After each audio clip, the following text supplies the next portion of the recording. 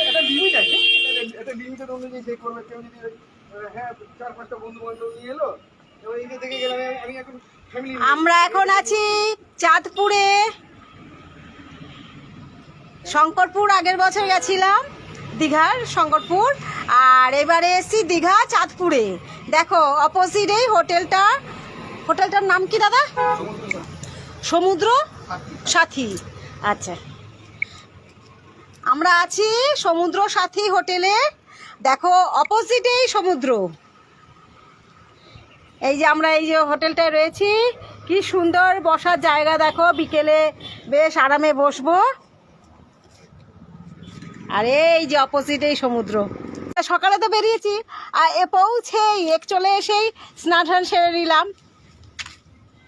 স্নান সেরে এই ছাদে চলে এসেছি। আর এত সুন্দর পরিবেশ, দেখো কি সুন্দর পরিবেশটা। একদম যে হোটেলে রয়েছি, দেখো এই অপোজিটেই একদম সমুদ্র।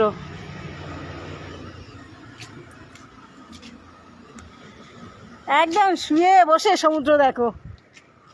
এই যে বসার সিট কি সুন্দর, অনেক ফটো তোলার বাকি আছে। দেখো শুধু সমুদ্রটা, ঢেউ দেখো, ঢেউ দেখো একদম সামনে থেকে। এত সামনে সত্যি হোটেল কখনো জীবনে পাইনি। এত সামনে কিন্তু আমি হোটেল কখনো পাইনি।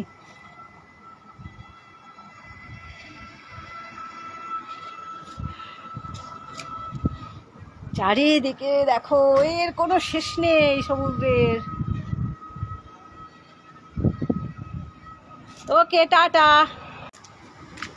আমার বারবার মানে ফোনটা ছাড়ছি না, ঢেউয়ের আওয়াজ শুনে আবার ওদিক করে দিচ্ছি, যে ঢেউটা আসছে। একটা খাওয়া দাওয়া করা যাবে।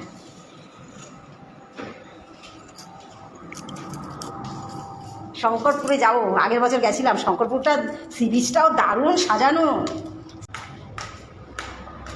জলটা যেখানে যাই আমরা জল নিয়ে নিই, যেখানে যাই আগে 20 লিটারের জল নিয়ে নিই। জল কিনে নিয়েছি, এখানে এসেই আগে জলটাকে কিনে নিয়েছি।